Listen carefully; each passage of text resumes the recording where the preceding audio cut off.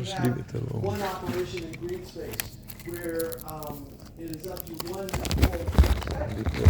Visit all the sites that are vendors and landscape maintenance, of course. Okay, we're picking it up. Trim, mow, pick up the trash, whatever they're doing, but it needs to be done, right? And over those few weeks, one inspector is driving around, looking at the site and determining, just from his own personal knowledge and experience, whether or not the site is billable. In other words, if they do the work, because they're gonna charge us for it now. They're gonna say, hey, we did this work, here's the bill. So his job is to, in many cases, just drive by the site, not really get out and look around to inspect it closely, based on his experience. And then he says, if it's fine, he can move on. He doesn't have to do anything. But if it doesn't comply with his evaluation of what he would consider to be a completed landscape maintenance site, he puts a little check mark into the system that we use.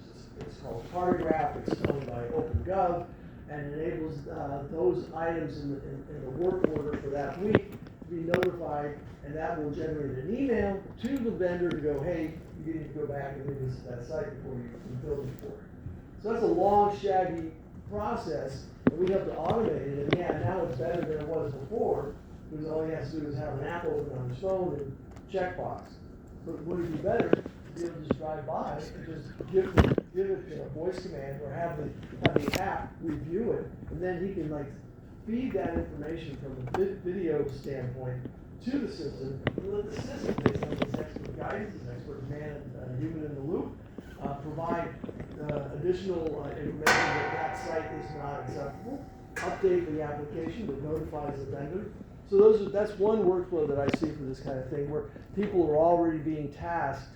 And what if he's sick that day? What if he's sick 2 days in a row? What if he has to go take vacation? Who's going to do the inspections?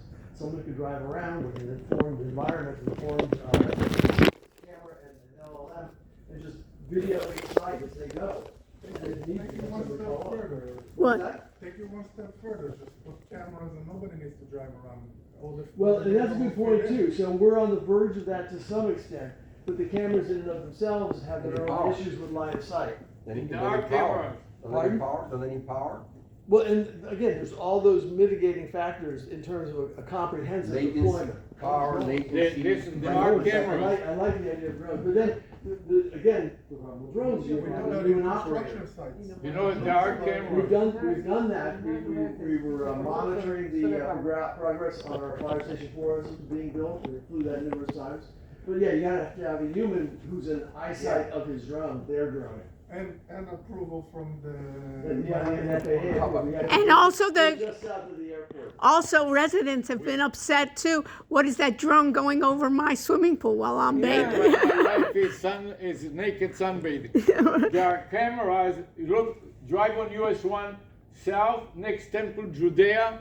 You'll see a portable 4 cameras device.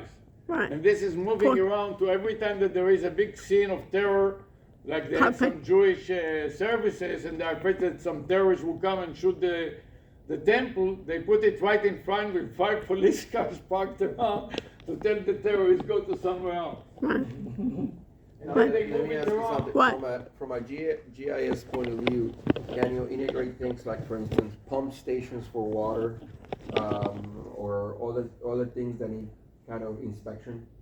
So, Or on demand inspection, like pressure, like say an elevator with sensors, and then also to have something listening that can send information. we are discussing it internally because we do have pump stations for sewage, right? So Right, all right. of the places that are not on septic tank, when you flush the toilet, it flows out into a pipe in the street, that goes down to a pressure main, and that gets pushed out of the Key Biscayne down in Miami-Dade And County. flood the street with you know.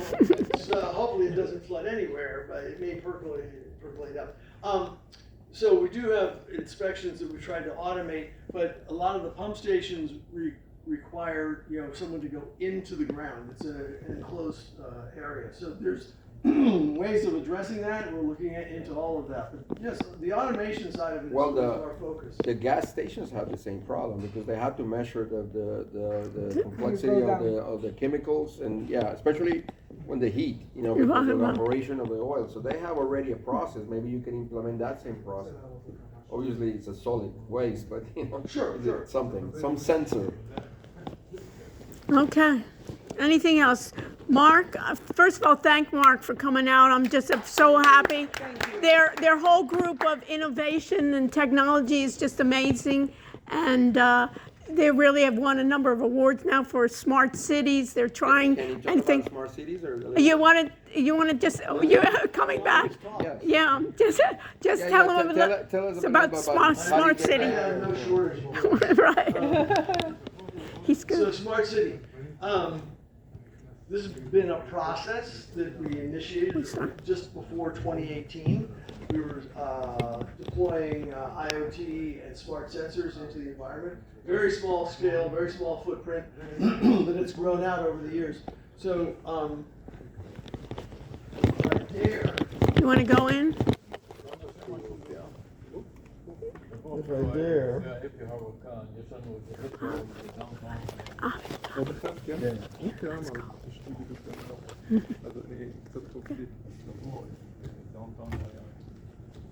Did I do it? Did I do it? Yes. I did. Yes.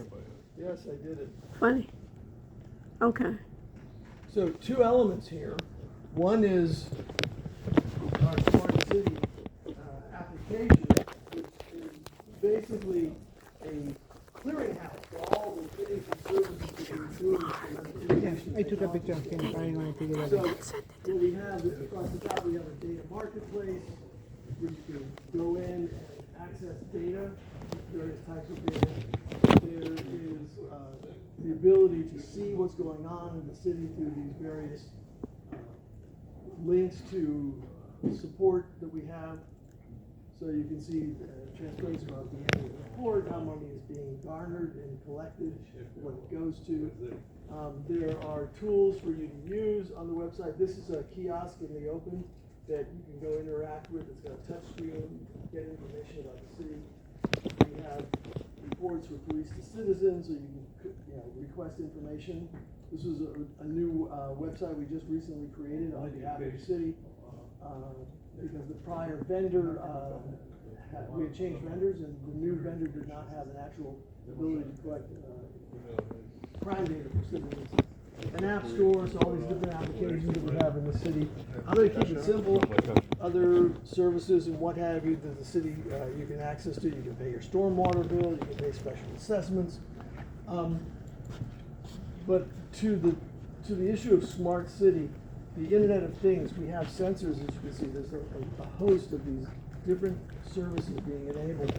And I really like this picture because this, you can't see it that great, but this is an integrated IoT sensor. It's got audio, it's got video. You can talk to it if you need to report something. It's got gas sensors. It can detect gunshot and triangulate with other sensors. So The it air can quality. it can- Air quality, traffic, it can doesn't do it? Traffic, it knows directionality, it can count cars, it can count pedestrians, it can count bicycles. So this is one of many that's in the wild here in the city, or there in the city. So what I really like, Take action on traffic, like modify lights or things like that. 'cause That's coming. We're in an next arrangement with the Pacific Northwest National Laboratories doing research on traffic control using connected vehicle data, Right. as well as sensors in the road and timing controls on lights. We'll arrange things with the county so that we have control on a couple of lights, so we can monitor the gases for monitoring traffic, let the traffic flow. We can monitor the movement of traffic across intersections. No, it's good. they really spent so much time on it. These sensors here, these are, Good. are as part of the InDivision analytics sensor. So this is counting cars and pedestrians in different parts of the city. Yeah. This is all the sensors, so this is just one area of the city, the downtown financial area. Yeah. This is online right now. It's online, right? Online, what's the URL? CoralGables.com, you scroll down the page and there's Smart City right there. But in parallel to the Smart City. Excuse me, is there any of those data sets available, just like? Yes. All of it. All of it is available to down. That's the key. what the problem is and where I see the bottleneck is, we have so much data. How do you make sense out of it? How do you integrate it? That is the key, because now it used to be, oh, I have to pay for my data. We got so much data, we get it free. My contention and what we're always trying to struggle with is how do you analyze it and how do you make it that it's readable to the decision makers? Okay, so here's my mantra. So data is BS. I don't care about data. What I need is information. But even Right. information is just another layer of baloney. Right, What I want is knowledge. And what knowledge is constituted of is the information and the experience. How does it impact people? What is its purpose and how is it useful? So How the do you take that into- voters recognize it.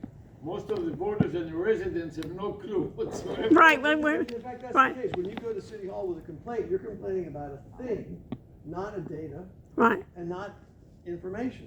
It's like, what is the point of public notice? The point of public notice is to know that when the commission is going to meet, or when a board is going to meet, they're going to be discussing certain items on an agenda. And that is not information, that is knowledge. That is the kind of thing you use when you go to the grocery store to buy whatever you're gonna buy because you know you don't have it in the refrigerator or in the cupboard. It's the kind of thing you use when you want to go to these meetings and voice your opinion about it, whereas you might not go to another meeting because you don't care about the shrubbery and ponds. Let me give you an example. Catoro and Mariposa Avenue have been mislabeled in Coral Gables. They have stones in the corners. 1,200 block of Mariposa and Catoro is an intersection, and somebody managed to go and erase the one, so it reads 200. And all those delivery people, they look at their GPS and they look at the sign and they say, I'm supposed to be in the 1,200 block and I'm in the 200 block, and they drive around the block 10 times to figure what's happening. More than 30 years. I've been living there next to the University of Miami. I got the hat from the university after 45 years. So it's more than 45 years and never fixed yet. And I have this guy there's a guy in a small car and he drives around the blocks about 1,000,000 times. Never did anything. You told them this? Of course, because these people are getting lost. They want to deliver a pizza to 1,200 and they are in 200 and they get confused. So many lost pizza. Yeah, right, somebody lost You picture. know, Okay, Amazon is going to deliver, instead of to us, they deliver to the neighbors. So we called them and we said it's an emergency. She's going at midnight to look in the neighbor's yard and she's afraid he will pull a gun and shoot her. Don't do that. right, So last thing, the digital twin. So in tandem with the smart city is this thing that we call the digital twin. This is the model of Coral Gables as represented by the elements that we have composed on this digital twin.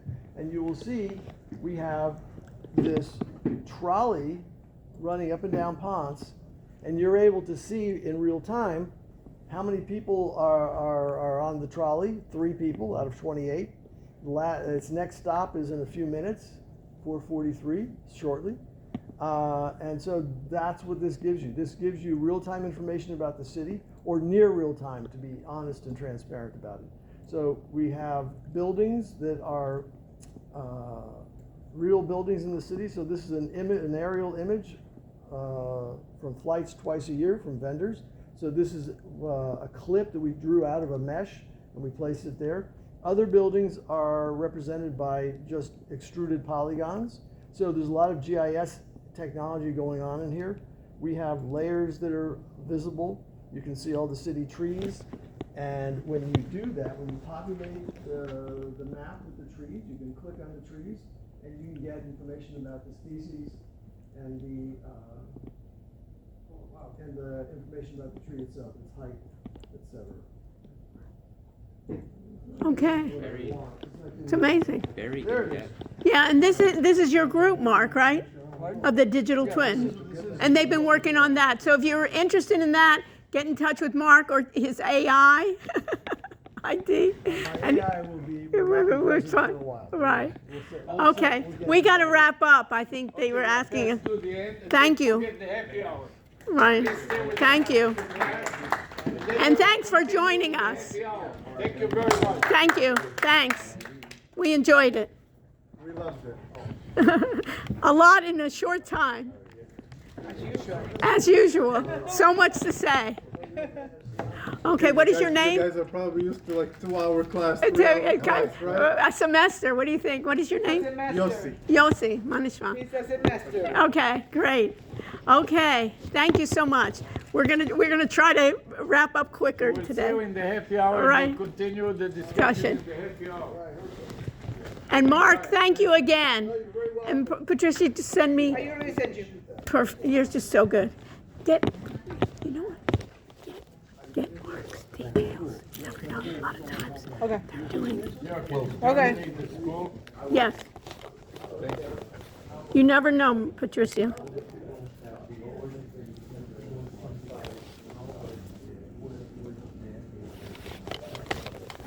Patricia, get his email and tell him that you want to send him his picture. Oh, okay. You know, but now get his email. I got a great picture of you and send it, and then tell him about what you do. Okay. You got it? Yes, mommy. We help each other, right? Do a LiDAR scan. Introduce you. He has a lot of experience in autism.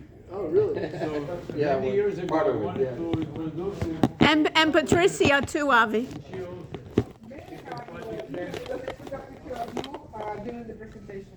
Oh, okay. So I want to send you. I told Patricia to take a picture. Now you can send it. You can send it. Maybe they have a job for you. Huh? Okay, let me stop the Zoom. You have a digital. Now, is hosted on? How was it? It was fantastic, Avi.